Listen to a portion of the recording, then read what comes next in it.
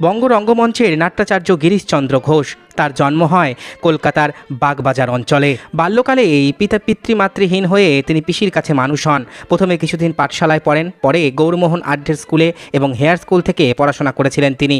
1862 খ্রিস্টাব্দে পাইকপাড়া স্কুল থেকে এন্ট্রান্স পরীক্ষায় অকৃতকার্য হন। উত্তর জীবনকালে বন্ধু ব্রজবিহারী সোমের প্রভাবে প্রচুর পড়াশোনাও করেন। 1859 সালে তার প্রথমবারের জন্য বিবাহ হয়। 20 বছর বয়সে অ্যাটকিনসন টিলকন কোম্পানিতে বুককিপারের শিক্ষানবিশ রূপে প্রবেশ করেন গিরিশচন্দ্র ঘোষ।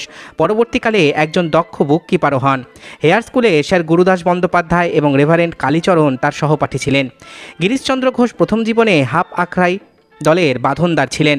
1867 খ্রিস্টাব্দে বাগবাজারে শখের যাত্রা দল প্রযোজিত মধুসূদন দত্তের শর্মিষ্ঠা নাটকে গীতিকার হিসেবে নাট্যজগতে প্রবেশ করেন গিরিশচন্দ্র ঘোষ। এরপর দীনবন্ধু মিত্র রচিত সধবার একাদশী নাটকে নিমচাঁদ চরিত্রে অভিনয়ের মধ্য দিয়ে তার সুনাম অর্জন হয়।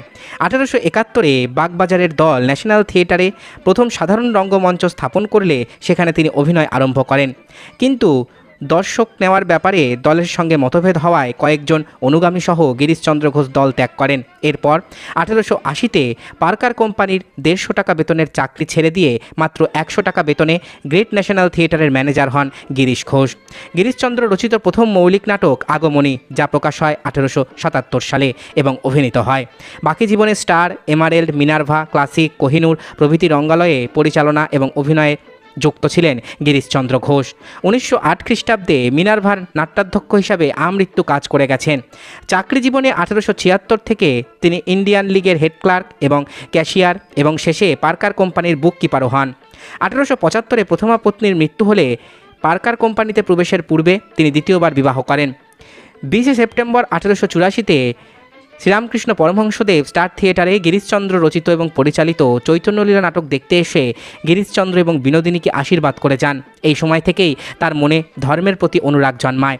তিনি রামকৃষ্ণদেবের শিষ্যত্ব গ্রহণ করেন। সারা জীবনে প্রায় 80টির মতো নাটক রচনা করেছেন গিরিশ ঘোষ। তার মধ্যে পৌরাণিক, ঐতিহাসিক, সামাজিক ছাড়াও ম্যাকবেথ নাটকের সার্থক বাংলা অনুবাদের জন্য তার কৃতিত্ব সর্বজনবিদিত।